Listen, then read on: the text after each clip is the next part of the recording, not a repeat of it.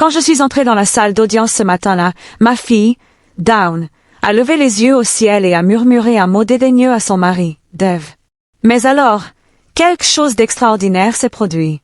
Le juge a levé les yeux, s'est figé et a murmuré, incrédule, c'est elle. Le silence est tombé dans la salle d'audience. Personne n'avait la moindre idée de qui j'étais vraiment jusqu'à ce moment-là. Ce procès a tout changé. Je m'appelle Mav. J'ai 69 ans et, jusqu'à il y a quelques mois, j'étais une grand-mère ordinaire. Chaque matin, je me levais à 6 heures, je préparais mon café dans la même tasse ébréchée que j'utilisais depuis 20 ans et je regardais par la fenêtre de ma petite cuisine en arrosant les violettes africaines que mon défunt mari aimait tant. C'était une vie simple et prévisible, pleine de petits rituels qui m'apaisaient. Pendant 45 ans, j'ai été la mère qui a tout sacrifié pour ma fille unique, Dawn. Je travaillais la nuit à nettoyer des bureaux, vendais des cupcakes maison le week-end et cousais des vêtements pour arrondir mes fins de mois. Tout cela pour qu'elle puisse aller à l'université et avoir la vie que je n'ai jamais eue. Lorsqu'elle a épousé Dev, un homme arrogant qui ne m'a jamais adressé un mot gentil, j'ai ravalé ma fierté et je les ai accueillis chez moi chaque dimanche avec une table dressée et mon plus beau sourire. Je pensais qu'après le décès de mon mari, Don et moi nous rapprocherions. Quelle naïveté! Au lieu de trouver du réconfort dans notre compagnie, ma fille a commencé à me voir comme un fardeau. Ses visites sont devenues obligatoires et froides, ses appels moins fréquents, et ses excuses pour m'éviter sont devenues de plus en plus inventives. La plus grande humiliation de ma vie est survenue un jeudi gris d'octobre. J'avais préparé le poulet et les raviolis qu'elle adorait, ce qui me prenait des heures à préparer, mais qui la faisait toujours sourire quand elle était petite. J'ai sorti ma plus belle nappe, celle avec la broderie que j'avais faite quand elle était adolescente, et j'ai même acheté des fleurs fraîches pour le centre de table. À leur arrivée, Dev est entré chez moi comme s'il était chez lui, s'est affalé dans le fauteuil de mon défunt mari et a allumé la télévision sans même dire bonjour. Dawn portait une robe verte que je lui avais achetée, mais son expression était aussi froide que la glace de janvier. « Maman, il faut qu'on parle », dit-elle de cette voix qu'elle avait développée depuis son mariage. Une voix qui semblait celle d'une étrangère. Elle s'assit au bord de la chaise, pressée de partir. « Dev et moi avons pris une décision », poursuivit-elle tandis qu'il s'asseyait sur le canapé, les yeux rivés sur l'écran. « Cette maison est trop grande pour toi. Tu ne peux plus la gérer seule. Et il nous faut un endroit plus grand pour quand nous aurons des enfants. Nous avons trouvé la résidence pour retraités idéale pour les personnes de ton âge. » J'avais l'impression que le sol s'était ouvert sous mes pieds. C'était la maison où Dawn avait fait ses premiers pas, où nous avions fêté chaque anniversaire, où son père était mort en me tenant la main. Chaque recoin abritait nos souvenirs les plus précieux. Chaque photo au mur racontait notre histoire. Mais Dawn, c'est notre maison. Tous nos souvenirs sont ici, suppliai-je, la voix tremblante, chaque mot se brisant à la sortie de ma bouche. Les souvenirs sont dans le cœur, maman, pas sur les murs, répondit-elle avec une froideur qui me glaça jusqu'aux os. En plus, la communauté propose des activités pour les gens comme toi. Tu seras mieux là-bas. Tu auras des gens de ton âge. Dev sourit de satisfaction en commençant à examiner les pièces du regard, comme s'il en était déjà le propriétaire. C'est tant mieux, Madame Mav, ajouta-t-il avec ce sourire faux que je détestais tant. On s'occupe de toute la paperasse. Ne t'inquiète de rien. Mon cœur se brisa en 1000 morceaux. Ma propre fille, l'enfant pour qui j'avais sacrifié ma jeunesse, ma santé et mes rêves, me chassait de chez moi pour donner ma demeure à cet homme méprisable. Des larmes menaçaient de couler, mais je les ravalais. Je ne leur donnerais pas le plaisir de me voir pleurer. J'ai besoin de temps pour réfléchir, murmurai-je avec le peu de dignité qui me restait. Il n'y a pas grand-chose à penser, maman, répondit Don en se levant. C'est déjà décidé. Ils viennent estimer la maison la semaine prochaine. Et sur ce, ils partirent. Ils laissèrent mon poulet et mes raviolis intacts, mes fleurs fanées et mon cœur en morceaux sur la table où nous avions été une famille heureuse. Cette nuit-là, je n'ai pas pu dormir. Je suis resté assis dans la cuisine à contempler les photos au mur. Dawn est un bébé. Dawn a son premier jour d'école. Dawn le jour de sa remise de diplôme. Sur toutes les photos, j'étais là, la tenant dans mes bras, la serrant dans mes bras, souriant fièrement. Comment en étais-je arrivé là? Comment la fille qui m'avait un jour dit que j'étais son héroïne me traitait-elle maintenant comme une ordure? Les jours suivants furent un cauchemar. Dev fit venir un expert immobilier sans prévenir, Un homme en costume gris qui visita ma maison comme si c'était un objet à vendre. Il prit des notes, mesura les pièces et parla des rénovations possibles et nécessaires comme si je n'étais même pas là. Dawn l'accompagnait, hochant la tête à chaque commentaire désobligeant sur ma maison. La tuyauterie est vieille, dit l'expert. Et le carrelage de la cuisine est démodé. Il faudrait tout changer. Mon mari avait posé ses carreaux de ses propres mains quand Dawn avait 10 ans. Chacun représentait des heures de travail, de l'amour et de l'espoir pour notre avenir. Mais pour eux, ce n'était que des obstacles à leur nouvelle vie.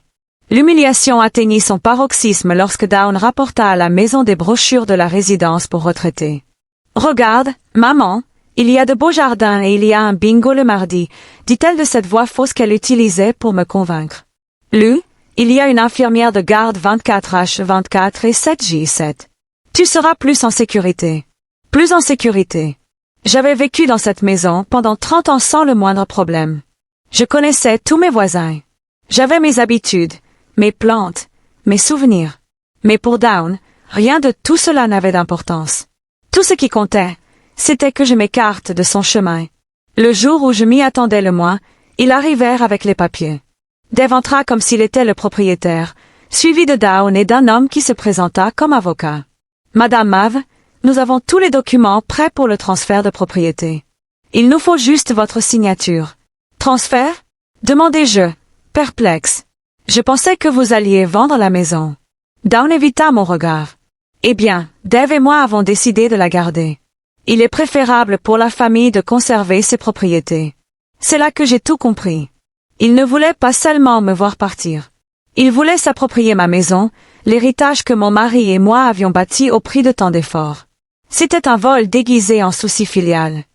Je ne signe rien, dis-je de la voix la plus ferme que je pus. Dave se leva brusquement, son visage complètement transformé, révélant l'agressivité qu'il avait toujours dissimulée du vivant de mon mari. Madame, vous n'êtes plus en état de prendre des décisions. Dawn est votre seule héritière, et elle agit dans votre intérêt. C'est ma maison, hurlai-je, me surprenant moi-même par ma force. Et je ne pars pas. Maman, ne rends pas les choses plus difficiles, murmura Dawn, manifestant enfin un certain malaise. Tu sais que tu ne peux pas continuer à vivre seule. La semaine dernière, tu as oublié d'éteindre la gazinière. C'était un mensonge. Je n'avais jamais oublié de couper le gaz. Mais Dave sourit comme s'il venait de trouver l'excuse parfaite. Allez, Dawn. Ta mère ne va pas bien. C'est dangereux de la laisser seule. L'avocat s'éclaircit la gorge. Madame, si vous ne signez pas volontairement, nous devrons peut-être envisager d'autres options juridiques. Une procédure pour incapacité mentale, par exemple. J'avais l'impression que le monde se refermait sur moi. Ma propre fille était prête à me faire déclarer incapable de voler ma maison. L'homme que j'avais accepté comme gendre me menaçait dans mon propre salon. Et moi, une femme de 69 ans, j'étais complètement seule face à eux. J'ai besoin de temps, murmurai-je, vaincu. Tu as une semaine, dit Dave froidement. Ensuite, nous ferons ce que nous avons à faire. Lorsqu'ils partirent, je me suis effondrée dans le fauteuil de mon mari et j'ai pleuré comme je ne l'avais pas fait depuis ses funérailles. J'ai pleuré la fille que j'avais perdue, le foyer qu'il me prenait, la vie qui s'écroulait autour de moi. Je me sentais trahie, humiliée, complètement sans défense. Cette nuit-là, pour la première fois de ma vie, j'ai envisagé d'abandonner. Peut-être avait-il raison. Peut-être étais-je trop vieille, trop faible, trop inutile pour me battre. Peut-être valait-il mieux accepter mon sort et disparaître discrètement, comme il le voulait. Mais quelque chose en moi refusait de s'éteindre. Une petite flamme de dignité brûlait encore dans ma poitrine. Je n'allais pas les laisser me piétiner sans me battre. Pas après une vie de sacrifice et de dévouement. Le lendemain, Dawn revint seule. L'espace d'un instant, mon cœur s'emplit d'espoir. Peut-être avait-elle changé d'avis. Peut-être était-elle venue me demander pardon. Quelle erreur! Maman, je suis venue t'aider à faire tes valises, dit-elle de cette voix robotique qu'elle avait adoptée. J'ai apporté des cartons. On peut commencer par tes vêtements. Je la fixai du regard, cherchant la moindre trace de la fille que j'avais élevée. Mais je ne trouvai qu'une étrangère, froide et calculatrice. Dawn, s'il te plaît, réfléchis un peu. Je suis ta mère. C'est exactement pour ça que je fais ça, répondit-elle sans me regarder dans les yeux. Parce que je t'aime et que je veux ce qu'il y a de mieux pour toi. L'amour. C'était de l'amour. Me dépouiller de ma maison, de ma dignité, de tout ce qui me restait. C'était de l'amour. Pendant les heures qui suivirent, Dawn se mit à emballer mes affaires comme si c'étaient des objets sans valeur. Elle prit mes photos de famille et les fourra négligemment dans des cartons. Elle emballa les livres que mon mari m'avait offerts, la vaisselle de ma vaisselle de mariage, les nappes que j'avais brodées pendant des années d'insomnie. Cette robe est tellement vieille, maman. Je ne pense pas que tu en aies besoin, dit-elle en brandissant ma robe du matin, celle que j'avais portée à l'enterrement de mon mari. Laisse-la, suppliai-je. S'il te plaît, laisse-la. Mais elle l'avait déjà mise dans un sac de don. Ma douleur importait peu. Mes sentiments importaient peu. Moi aussi. Le comble, ce fut lorsqu'elle trouva ma boîte à bijoux. À l'intérieur se trouvait mon alliance, les boucles d'oreilles que mon mari m'avait offertes pour nos 20 ans de mariage et une petite chaîne en or ayant appartenu à ma mère. Ces bijoux seront mieux en sécurité dans un coffre-fort, dit Dawn en les rangeant dans son sac à main. Ils pourraient être perdus ou volés à la communauté. Ce sont les miens, hurlai-je en essayant de lui arracher le sac des mains. Maman, tu es très bouleversée. Ça confirme que tu ne peux pas prendre soin de toi, répondit-elle avec ce calme écœurant qui me glaça jusqu'aux os. À cet instant, je sus que j'avais perdu ma fille pour toujours.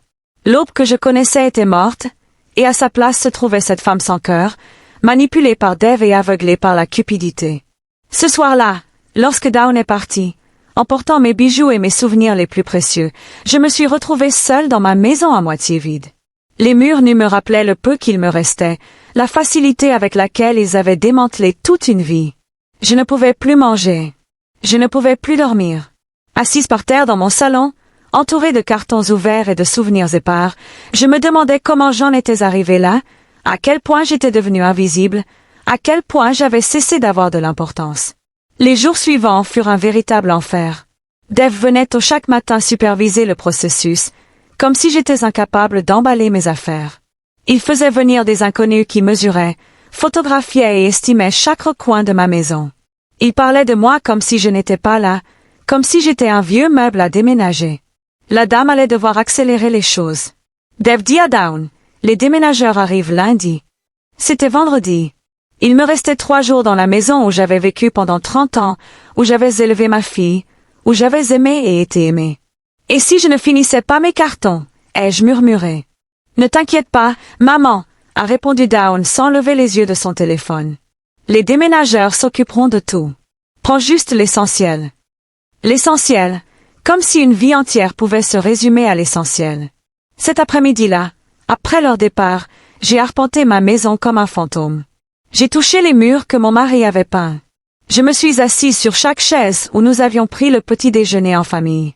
J'ai ouvert chaque tiroir qui contenait de petits trésors de ma vie passée. Dans le tiroir du bureau de mon mari, j'ai trouvé de vieilles lettres, des factures payées et des documents que je n'avais jamais consultés. La plupart étaient sans importance, mais il y avait un dossier que je n'avais jamais vu. Il portait les initiales de mon mari et était muni d'un petit cadenas. Curieuse et désespérée de trouver quelque chose, n'importe quoi qui me relie à des jours meilleurs, j'ai cherché la clé à tous ces endroits habituels. Je l'ai finalement trouvé dans un vieux livre, marquant une page consacrée aux investissements et à l'immobilier. En ouvrant le dossier, mon univers a basculé. Il y avait des documents que je ne comprenais pas entièrement, mais l'un d'eux a immédiatement retenu mon attention. C'était un testament daté de 6 mois seulement avant le décès de mon mari, que je n'avais jamais vu auparavant. Mes mains tremblaient en le lisant. Mon mari avait été bien plus prévoyant que je ne l'imaginais. Et Dawn, ma chère Dawn, n'avait aucune idée de ce qu'elle allait découvrir. Les mains tremblantes, j'ai commencé à lire le testament qui allait changer ma vie à jamais. Mon mari, qui avait toujours été si réservé sur le plan financier, avait été bien plus occupé que je ne l'imaginais durant ces dernières années. Le document révélait que mon cher mari n'avait pas été seulement le modeste employé que je croyais. Pendant des décennies, il avait discrètement investi chaque centime supplémentaire qu'il gagnait. Il avait acheté de petites propriétés lorsque les prix étaient bas. Il avait investi dans des actions de société, qui valaient aujourd'hui une fortune. Et il avait accumulé une fortune que je n'aurais jamais pu imaginer dans mes rêves les plus fous. Mais ce n'était pas tout. Le testament précisait clairement que j'étais l'unique héritière de tout. Dawn ne recevrait qu'une petite somme si je mourais, et seulement si elle avait pris soin de moi avec amour et respect durant mes dernières années. Mon mari avait été plus sage que je ne le pensais. Il avait vu en Dave quelque chose que je refusais de reconnaître. Il y avait aussi une clause qui m'a coupé le souffle.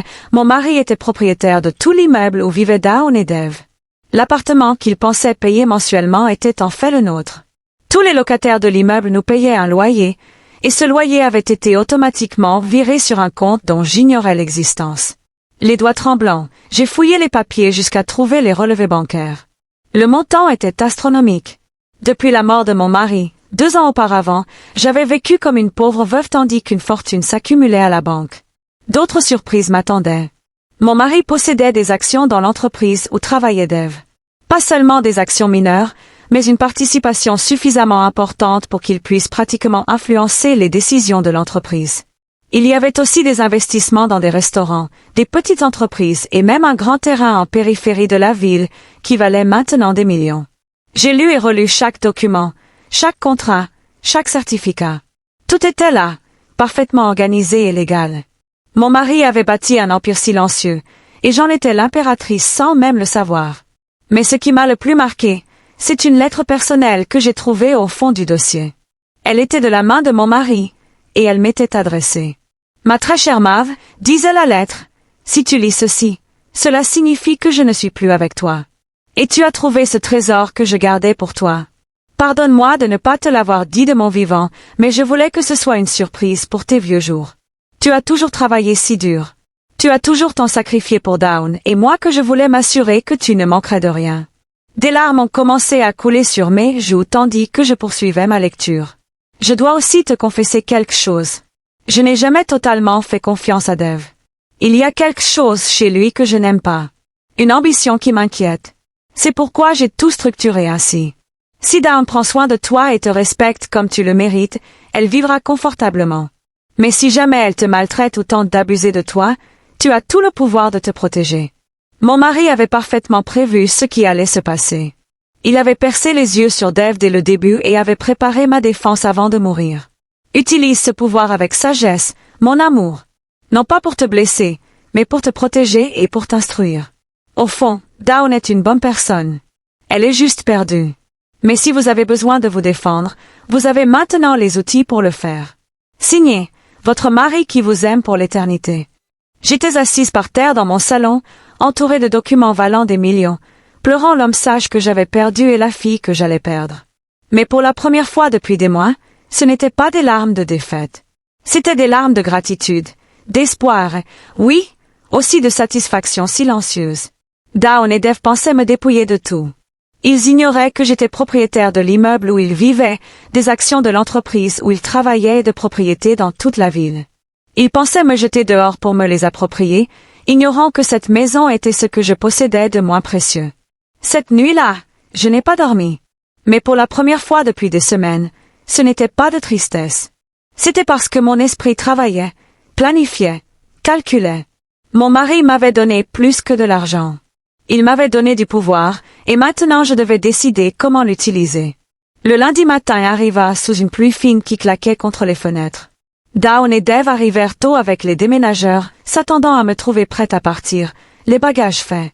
Au lieu de cela, ils me trouvèrent assise tranquillement dans mon fauteuil préféré, sirotant du thé comme n'importe quel autre jour. « Maman, qu'est-ce que tu fais? Les déménageurs sont déjà là, dis donc avec cette impatience qu'elle avait développée. Je ne pars plus, répondis-je avec un calme qui me surprit même. Dave s'approcha avec ce sourire menaçant que je connaissais si bien. « Madame Mav, on en a déjà parlé. Vous n'avez pas le choix. » Je le regardai droit dans les yeux pour la première fois depuis des années. « Vous avez raison, Dave. Je n'ai pas le choix. Mais il s'avère que vous non plus. » Quelque chose dans mon ton a dû les alerter, car Dawn s'approcha avec une expression inquiète. « De quoi parlez-vous, maman? » « Je parle du fait que je viens de découvrir quelque chose de très intéressant sur ma situation financière, dis-je en prenant une autre gorgée de thé. Mais ne vous inquiétez pas, vous comprendrez bientôt tout. Dave et Dawn me regardèrent avec cette expression qu'ils réservaient à ceux qui pensaient que je disais n'importe quoi. Mais je n'étais plus la même femme effrayée de la semaine précédente. J'avais un plan, et surtout, j'avais le pouvoir de le mettre à exécution. « Maman, ça suffit, dis donc avec irritation. Les déménageurs attendent, et ils ont d'autres missions après la nôtre. Alors ils peuvent partir, répondis-je calmement. Parce qu'il ne déménage rien ici. Dave se leva brusquement. Madame, je ne pense pas que vous compreniez la situation. Vous n'avez plus le choix. Au contraire, Dave, je pense que c'est vous qui ne comprenez pas la situation. Je me levai lentement de ma chaise et me dirigeai vers le bureau où j'avais laissé quelques-uns des documents que j'avais trouvés. Pas tous, juste quelques-uns dont j'avais besoin pour cette conversation. Saviez-vous que votre appartement, celui dans lequel vous vivez depuis 3 ans, n'a jamais été payé à son véritable propriétaire? Down frossa les sourcils. De quoi parlez-vous? Nous le payons religieusement chaque mois. Oui, mais vous le payez à une société de gestion immobilière qui, à son tour, me verse l'argent, car je suis propriétaire de tout l'immeuble. Le silence qui suivit fut assourdissant. Dave fut le premier à réagir par un rire nerveux. C'est impossible. Vous vivez avec une maigre retraite. J'ai vécu avec une retraite parce que j'en ai fait le choix, répondis-je, savourant chaque seconde de leur confusion. Mon mari était bien plus intelligent que nous ne l'imaginions. Je leur montrai un des actes de propriété. Down le prit d'une main tremblante et le lut 1, 2, 3 fois. Ce n'est pas vrai, murmura-t-elle. C'est aussi vrai que le fait que vous m'ayez mise à la porte de ma propre maison pour vous la prendre. Mais il s'avère que cette maison est la chose la moins précieuse que je possède. Dave arracha le document des mains de Down. Son visage pâlit en lisant. Ce doit être un faux document. Tu peux le vérifier quand tu veux, dis-je avec un sourire que je n'avais pas eu depuis des mois. En fait, je t'encourage à le faire. Down s'effondra sur le canapé comme si on lui avait coupé les jambes. Pourquoi ne nous as-tu jamais rien dit? Parce que je ne le savais pas moi-même jusqu'à il y a 3 jours. Ton père a gardé ce secret pour me protéger. Quel visionnaire il était! Dave se mit à arpenter la pièce, visiblement agité. Ça change tout, Down. Si ta mère est vraiment propriétaire de l'immeuble, ça veut dire qu'elle peut t'expulser quand elle veut. Avec tous les autres locataires qui me paient à temps depuis 2 ans, j'ai purgé sa peine à sa place. Tu ne peux pas faire ça, dit donc d'une voix brisée. On est une famille. Une famille. Le mot sortit de ma bouche avec plus d'amertume que je ne le voulais. Comme quand tu allais me déclarer mentalement incapable de voler ma maison. Comme quand tu as emballé mes souvenirs comme des ordures. Comme quand tu as pris les bijoux de ma mère. Down se mit à pleurer. Mais ce n'étaient plus les larmes manipulatrices qu'elle avait appris à utiliser. C'étaient des larmes de terreur sincère. Maman, s'il te plaît. On peut arranger ça. C'était l'idée de Dave. Down, hurla Dave, furieux qu'elle le blâme. C'est vrai, continua-t-elle en l'ignorant. Il m'a convaincu que c'était ce qu'il y avait de mieux pour toi. Il disait que tu perdais la mémoire, que tu ne pouvais plus te débrouiller seul. Et tu l'as cru? Demandai-je, le cœur brisé une fois de plus. Connais-tu si peu ta mère que tu l'aies cru plutôt que ta propre intuition? Les déménageurs, qui attendaient à l'entrée, s'approchèrent, perplexes. Excusez-moi, vous prenez les affaires ou pas? Parce qu'on a un autre travail dans 1 heure. Non, répondis-je fermement. On ne déménage rien ici. Tu peux y aller. Dave s'approcha de moi avec cette agressivité qu'il avait toujours cachée. Ce n'est pas fini, ma vieille. On va contester ces documents. On va prouver qu'ils sont faux. Vas-y, dis-je, imperturbable. En attendant, j'espère que tu as assez d'argent de côté pour trouver un autre logement, car le 1er jour du mois prochain, tu vas recevoir une allocation. Avis d'expulsion. Vous ne pouvez pas nous faire ça, hurla Dave, perdant complètement son sang-froid. Je peux et je le ferai, mais ne vous inquiétez pas, je serai juste. Je vous accorde les 30 jours prévus par la loi. Down se leva brusquement du canapé. Maman, s'il te plaît, tu dois comprendre. Dave m'a dit que si je ne te convainquais pas de déménager, il me quitterait. Il a dit qu'il ne supportait pas de vivre en te sachant seul ici, te mettant en danger. Et ça justifie tout ce que tu m'as fait? Ai-je demandé? Ça justifie de me traiter comme une ordure, d'emballer mes souvenirs sans ménagement, de prendre les bijoux de ta grand-mère. Je te les rends tout de suite, a dit en fouillant désespérément dans son sac. C'est trop tard, Down. Dave s'est rapproché, mais cette fois, son attitude était différente. Il n'était plus menaçant, presque suppliant. Madame Mave, on peut trouver un accord. Down est enceinte. Vas-tu vraiment jeter ta petite fille à la rue? J'ai eu l'impression de recevoir un coup de poing dans le ventre. Down était enceinte et elle ne me l'avait pas dit. J'allais être grand-mère et je l'ai appris par chantage. Est-ce vrai? Ai-je demandé à Dawn. Elle a hoché la tête à travers ses larmes. Je voulais te l'annoncer autrement. Je voulais que ce soit le cas. Une surprise particulière. Comme la surprise de me voir mise à la porte, répondis-je, même si je sentais ma détermination vaciller. Mais je me souvins alors des mots de mon mari dans sa lettre. Ne pas blesser, mais se protéger et enseigner. Dawn avait besoin d'apprendre, et son fils ou sa fille méritait de grandir avec des valeurs différentes de celles que Dev lui enseignait. La nouvelle de la grossesse me désarma un instant, mais je me souvins ensuite de toute la douleur qu'il m'avait causée.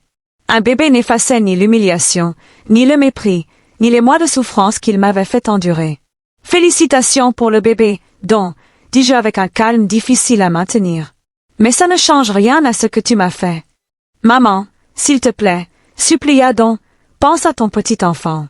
Veux-tu vraiment qu'il grandisse sans connaître sa grand-mère? Sa grand-mère était là depuis le début, répondis-je. C'est toi qui as décidé de te débarrasser de moi. Dev tenta une dernière manipulation.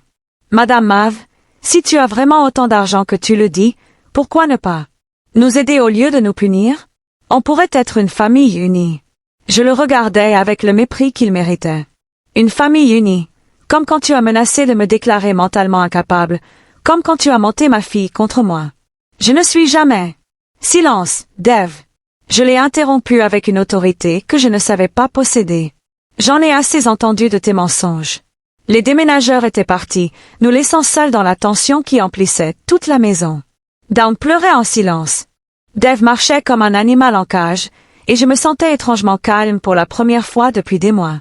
Voilà ce qui va se passer, ai-je annoncé. Tu as 30 jours pour trouver un autre logement.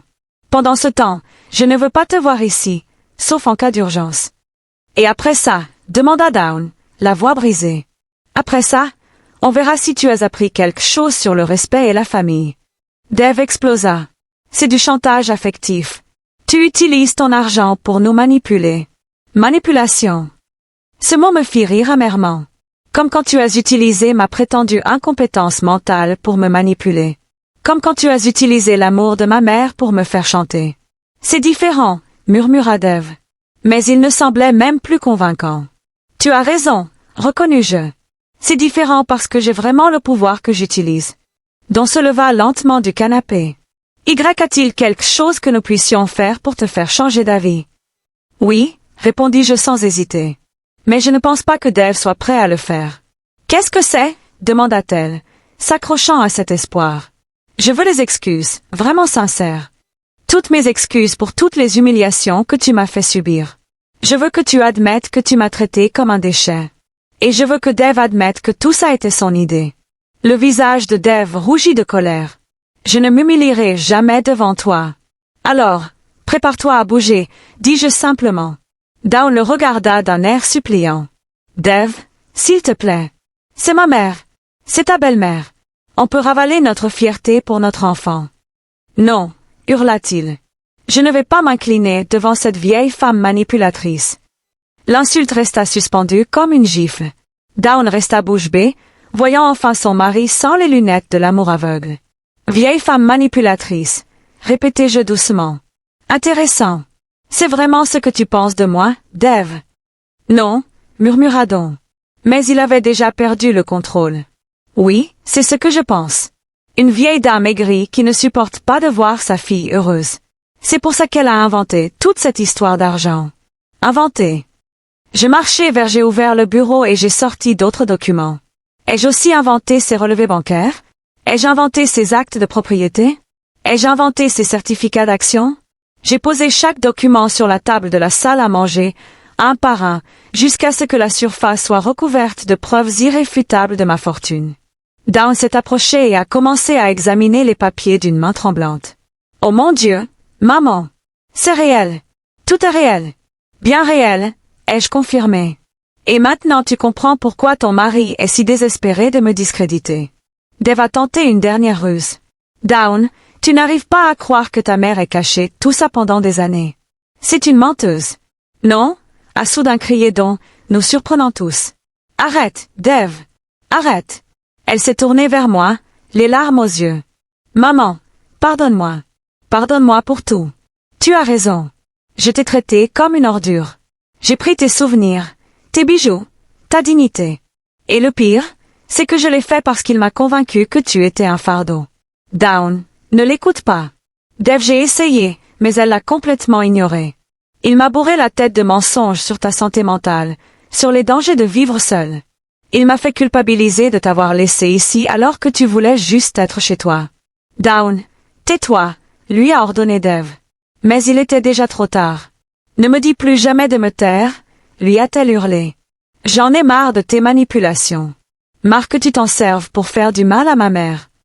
Le silence qui a suivi a été absolu.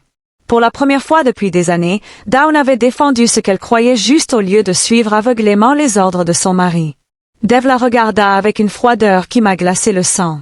Si tu préfères ta mère à moi, Dawn, cette relation est terminée. Dawn est restée immobile un instant, assimilant l'ultimatum. Puis, à ma surprise, elle s'est redressée et l'a regardé droit dans les yeux. Alors c'est fini, a-t-elle dit d'une voix que je ne lui avais jamais entendue auparavant. Dev était paralysé, comme s'il n'arrivait pas à croire ce qu'il venait d'entendre. Pendant des années, il avait contrôlé chacune de ses décisions, chacune de ses pensées, chacun de ses gestes. Et maintenant, pour la première fois, elle lui avait dit « Non, tu n'es pas sérieuse », murmura-t-il avec un sourire nerveux. « Tu es enceinte, Dawn. Tu ne peux pas élever un enfant seul. »« Je ne serai pas seule », répondit Dawn en me regardant pour la première fois depuis des mois avec un air d'amour. « J'ai ma mère. » Mais je n'étais pas prête à pardonner si facilement. Les mois d'humiliation, les nuits de pleurs, le sentiment d'avoir perdu ma fille unique. Tout cela n'a pas disparu en quelques mots. « Dawn, dis-je doucement. J'apprécie que tu aies enfin ouvert les yeux, mais ça ne résout pas tout ce qui s'est passé. » Son visage s'est assombri. « Maman, s'il te plaît. Je sais que je ne mérite pas ton pardon, mais je suis prête à tout. » Dev, voyant qu'il perdait le contrôle de la situation, a adopté une attitude différente. Il s'est soudain agenouillé devant moi avec un air de repentir que je savais faux. « Madame Mav, vous avez raison. Tout était de ma faute. J'ai convaincu Dawn que vous ne pouviez pas prendre soin de vous-même. Je l'ai forcé à prendre des décisions difficiles. Pardonne-moi. » Je l'ai regardé, ressentant un mélange de satisfaction et de dégoût. C'était pathétique de le voir s'effondrer après des mois d'arrogance. « Tu me demandes pardon maintenant, Dev, alors que tu découvres que je ne suis pas la pauvre vieille femme sans défense que tu pensais. J'avais terriblement tort, continua-t-il avec cette comédie que je connaissais aussi. Laisse-moi me rattraper. On peut être une famille heureuse. Une famille heureuse? Répétai-je. Comme quand tu as menacé de me faire déclarer mentalement incapable. C'était une erreur. Comme quand tu m'as traité de vieille femme manipulatrice il y a 5 minutes. Dev déglutit difficilement, réalisant que chaque mot qu'il avait dit était utilisé contre lui. J'étais bouleversée. Je ne savais pas ce que je disais. Non, dis-je fermement. Tu savais exactement ce que tu disais. Tu montrais ton vrai visage pour la première fois. Je me tournai vers Dawn, qui observait la scène avec un air de honte et de douleur. Et toi, Dawn, pendant des mois tu m'as traité comme une nuisance. Crois-tu que des excuses effacent tout ça? Non, admit-elle d'une voix brisée. Je sais que je ne peux pas effacer ce que j'ai fait, mais je peux essayer de réparer les choses. Comment? Dawn regarda Dev, toujours agenouillée par terre, l'air suppliant. Puis elle me regarda. En le quittant, dit-elle finalement. En quittant cet homme qui m'a convaincu de trahir la seule personne qui m'ait jamais aimé inconditionnellement. Dev se leva brusquement. Tu n'es pas sérieuse. Tu vas avoir mon enfant. Je vais avoir mon enfant, répondit Dawn avec une détermination qui me remplit de fierté malgré tout. Un enfant. Je ne veux pas grandir en voyant son père manipuler et maltraiter sa grand-mère. Dawn, tu fais la plus grosse erreur de ta vie, menaça Dev. La plus grosse erreur de ma vie a été de t'épouser, rétorqua-t-elle. Dev nous regarda tous les deux avec une haine profonde. Ce n'est pas fini. Je vais me battre pour la garde de mon enfant. Je vais prouver que vous êtes tous les deux fous. Avec quel argent allez-vous vous battre? Demandai-je calmement. Car demain matin, je vais parler à votre patron. Saviez-vous que je possède suffisamment d'actions dans votre entreprise pour influencer les décisions du personnel? Le visage de Dev devint tout pâle. Vous n'oseriez pas. Après tout ce que vous m'avez fait. Bien sûr que je le ferai. C'est un abus de pouvoir, marmonna-t-il. Comme lorsque vous avez abusé de l'amour de ma mère pour me manipuler. Comme lorsque vous avez abusé de la confiance de Dawn pour la monter contre moi. Dev se dirigea vers la porte, mais s'arrêta avant de partir. « Ça ne s'arrête pas là, dit-il d'une voix venimeuse. Je vais vous détruire tous les deux. Vas-y, essaie, répondis-je imperturbable. Mais fais-le depuis un autre endroit, car tu as exactement 1 heure pour sortir tes affaires de mon immeuble. 1 heure? Tu as dit qu'on avait 30 jours. C'était quand Dawn était avec toi. Maintenant qu'elle est seule, tu n'as aucune raison de continuer à vivre sur ma propriété. » Dev claqua la porte derrière lui, faisant trembler toute la maison. Dawn et moi nous retrouvâmes seuls pour la première fois depuis des mois, plongés dans un silence pesant et des documents qui prouvaient une réalité encore difficile à digérer. « Maman, » murmura Dawn après un long moment. « Pourras-tu un jour me pardonner ?» Je la regardai, cette femme de 30 ans qui venait de découvrir qu'elle avait vécu dans le mensonge, qu'elle avait trahi sa mère pour un homme sans valeur, enceinte et seule. « Je ne sais pas, Dawn, » répondis-je honnêtement. « Tu m'as fait beaucoup de mal. »« Je sais, » murmura-t-elle. « Et je vais passer le reste de ma vie à essayer de me racheter. »« En commençant par quoi ?»« À commencer par te rendre les bijoux de ta mère, » dit-elle en sortant le petit sac qu'elle avait pris quelques jours plus tôt. Et en me demandant si je pouvais rester ici ce soir, je n'avais nulle part où aller. J'ai regardé le sac contenant les bijoux de ma mère.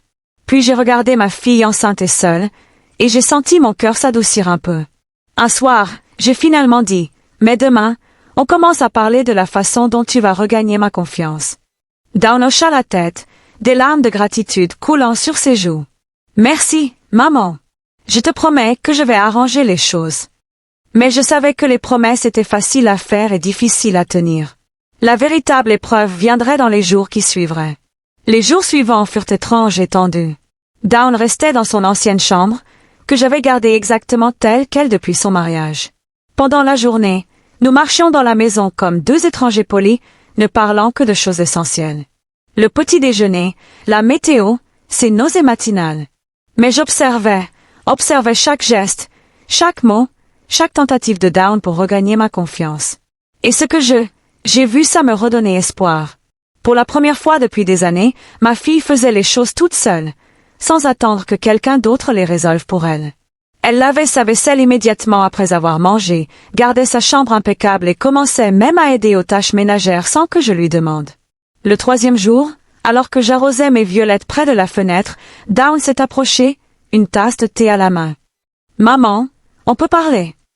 J'ai hoché la tête sans me retourner pour la regarder. J'apprenais que le silence est plus fort que 1000 mots. J'ai beaucoup réfléchi ces derniers jours, a-t-elle commencé, assise sur la chaise où Dev s'asseyait autrefois comme un roi.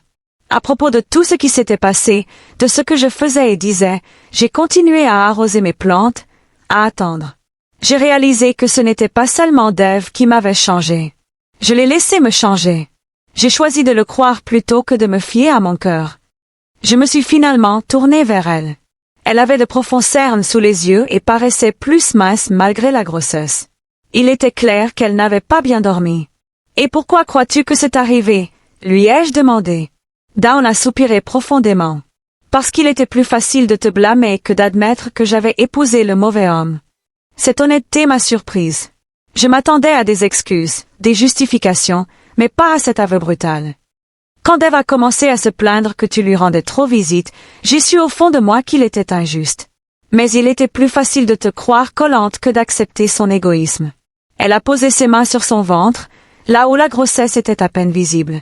Quand il a commencé à te suggérer d'aller vivre en résidence pour personnes âgées, je savais que c'était mal, mais il m'a convaincu que c'était pour ton bien.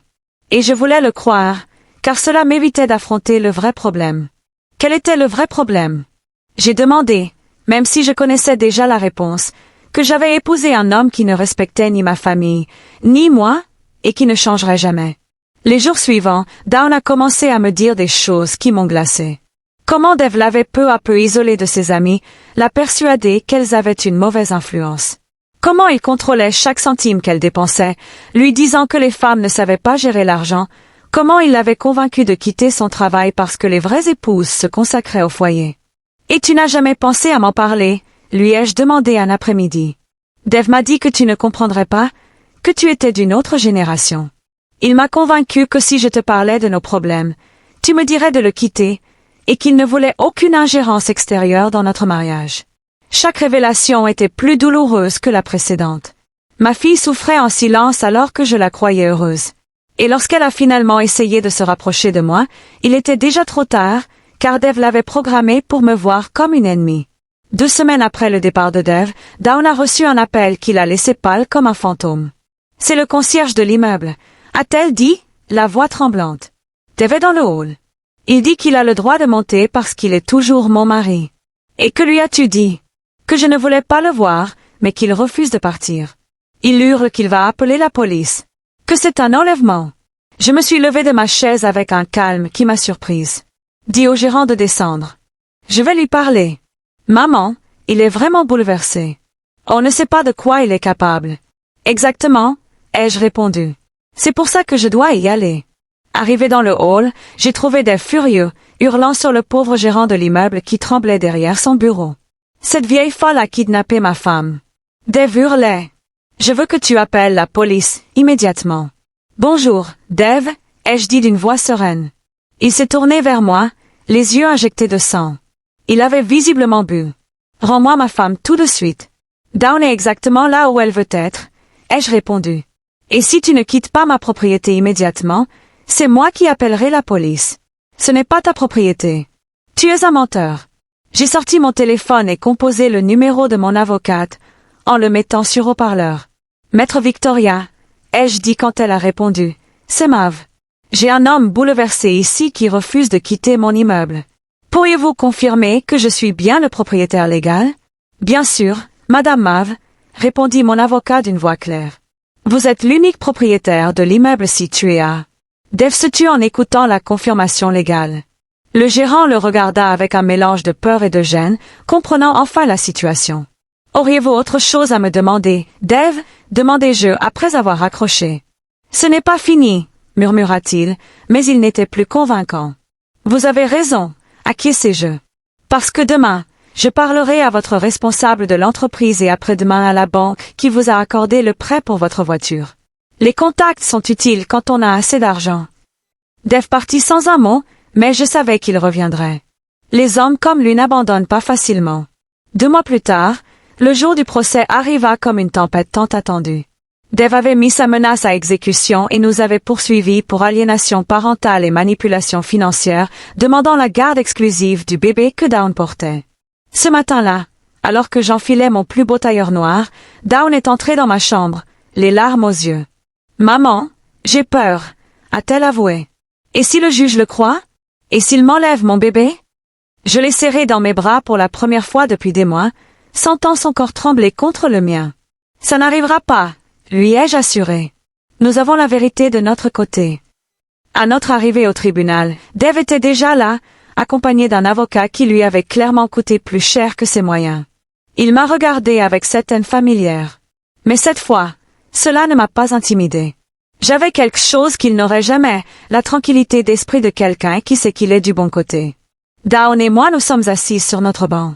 Elle portait une robe violette qui mettait en valeur ses 5 mois de grossesse, et je portais les boucles d'oreilles que mon mari m'avait offertes pour notre anniversaire. Nous étions préparés. L'avocat de Dev a commencé sa plaidoirie, me présentant comme une femme vengeresse qui avait utilisé son argent pour détruire un mariage heureux. Il a parlé de manipulation, de chantage affectif et d'une belle-mère toxique qui refusait d'accepter que sa fille ait grandi. Quand notre tour est venu, mon avocate, Victoria, s'est levée avec élégance et a commencé à présenter les preuves. Des SMS où Dev insultait Dawn. Des enregistrements où il menaçait de la quitter si elle ne me mettait pas à la porte, des témoignages de voisins qui avaient entendu ses cris et ses insultes. Mais le moment décisif est arrivé lorsque le juge a levé les yeux et m'a dévisagé.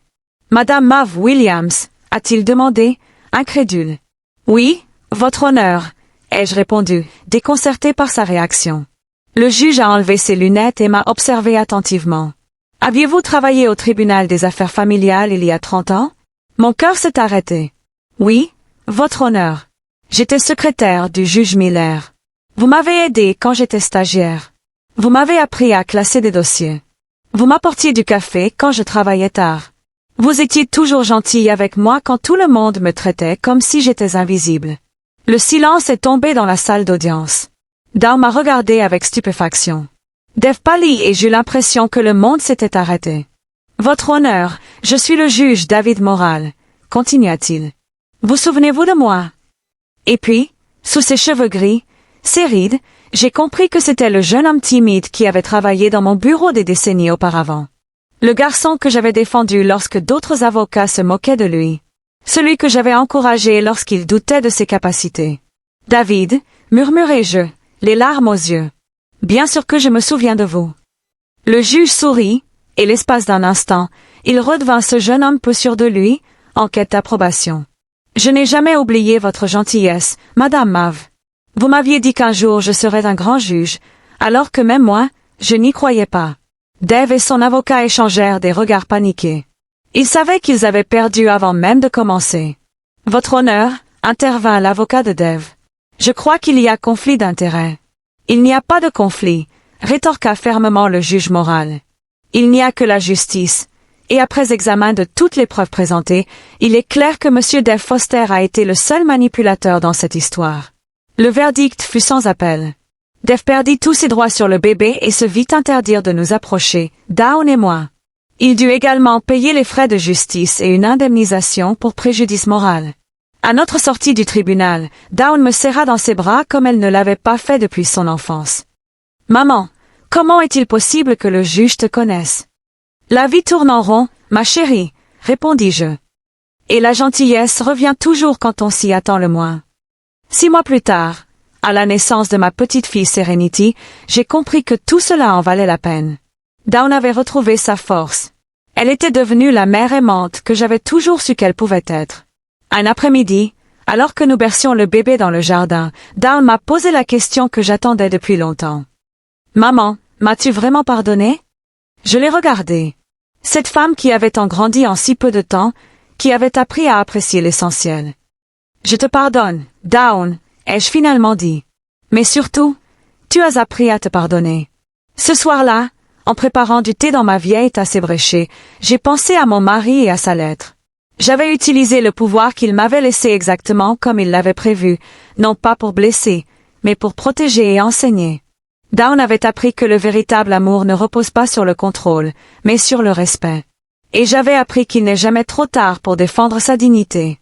Regardant par la fenêtre le jardin où jouait ma petite fille, j'ai souri. Certaines batailles valent la peine d'être menées, et certaines victoires ont meilleur goût lorsqu'elles tardent à venir. Finalement, je n'avais pas eu besoin de crier pour être entendue. Il me suffisait de me rappeler qui j'étais vraiment et de la défendre avec la sérénité de quelqu'un qui sait qu'il est du bon côté de l'histoire. 5 ans après le procès, ma vie avait pris un tournant que je n'aurais jamais pu imaginer. La petite Serenity, maintenant âgée de 4 ans, avec le regard vif de sa mère et mon obstination, courait dans le jardin à la poursuite des papillons, tandis que Dawn et moi préparions le déjeuner du dimanche. « Grand-mère Mave, regarde ce que j'ai trouvé !» cria Serenity en courant vers moi, une fleur jaune dans ses petites mains. « Elle est magnifique, mon amour !»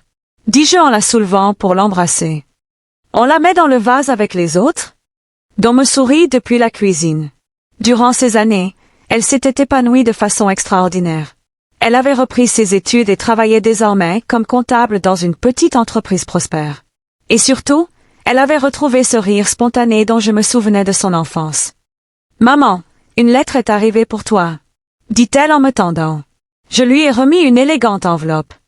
Elle provenait de la fondation que j'avais créée il y a 2 ans avec une partie de l'héritage de mon mari. Le foyer et la dignité étaient devenus un refuge pour les femmes âgées victimes de maltraitance familiale ou d'abandon.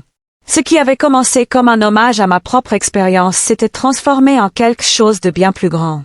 « Que dit-elle » demanda Don en dessinant ses mains sur son tablier. « Il nous invite à l'inauguration de la 3e maison, » répondis-je, ressentant cette profonde satisfaction que seule la conscience d'avoir eu une bonne cause dans sa douleur va les aider. Ils vont accueillir 15 femmes supplémentaires. Au cours de ces années, nous avons aidé plus de 50 femmes à reconstruire leur vie. Certains sont arrivés, comme moi, dépouillés de leur dignité par des enfants ingrats ou des parents violents.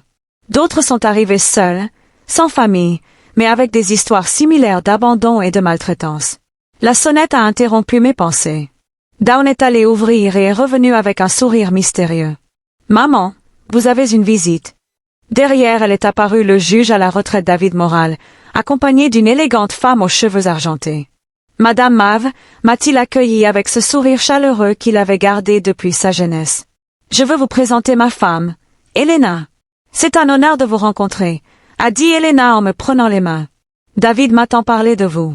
Il dit que vous avez été l'une des personnes les plus importantes de sa formation professionnelle. Il exagère, ai-je répondu. Mais j'ai été profondément touchée. Pas du tout, a insisté David. Et c'est pourquoi nous voulions vous inviter personnellement. L'Association des juges à la retraite va vous décerner un prix pour votre travail avec la Fondation. Ce n'est pas nécessaire, ai-je commencé à dire.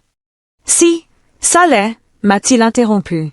Ton histoire a inspiré beaucoup d'entre nous à réfléchir à la vraie justice, celle qui va au-delà des lois écrites. Après leur départ, Dawn et moi étions assis sur la véranda tandis que Serenity jouait à la poupée. Le jardin était plus beau que jamais. J'avais engagé un jardinier, mais je continuais à m'occuper personnellement des violettes africaines que mon mari aimait tant. Sais-tu ce que j'admire le plus chez toi, maman? Me demanda soudain Dawn. Quoi? Que tu n'aies jamais été amère après tout ce que je t'ai fait subir. Après toute cette douleur, tu n'as jamais laissé ton cœur s'endurcir. Bien sûr, je suis devenue amère, ai-je admis. Il y avait des nuits où le ressentiment me rongeait de l'intérieur. Mais ton père m'a appris quelque chose de très précieux dans sa lettre. Que t'a-t-il appris? Que le véritable pouvoir ne vient pas de la vengeance, mais de la capacité à transformer la douleur en quelque chose d'utile pour les autres. Dawn hocha la tête, comprenant qu'elle avait elle-même vécu cette transformation. Elle était désormais bénévole à la Fondation, mettant à profit sa propre expérience pour conseiller les jeunes femmes tombées dans des relations toxiques. « As-tu déjà découvert ce qui est arrivé à Dev ?» demanda-t-elle. Mon avocate, Victoria, m'a dit qu'il avait déménagé. Il semble qu'il se soit remarié. Je marquai une pause, choisissant mes mots avec soin. J'espère qu'il a appris quelque chose de tout cela, mais honnêtement, ce n'est plus mon problème. Tu n'es même pas curieux? Non, répondis-je honnêtement. J'ai appris que certaines personnes n'entrent dans ta vie que pour t'instruire. Une fois qu'on a appris la leçon, on peut les laisser partir. Sérénité accourut, les joues rouges d'avoir joué. Grand-mère, veux-tu me raconter l'histoire de la courageuse grand-mère?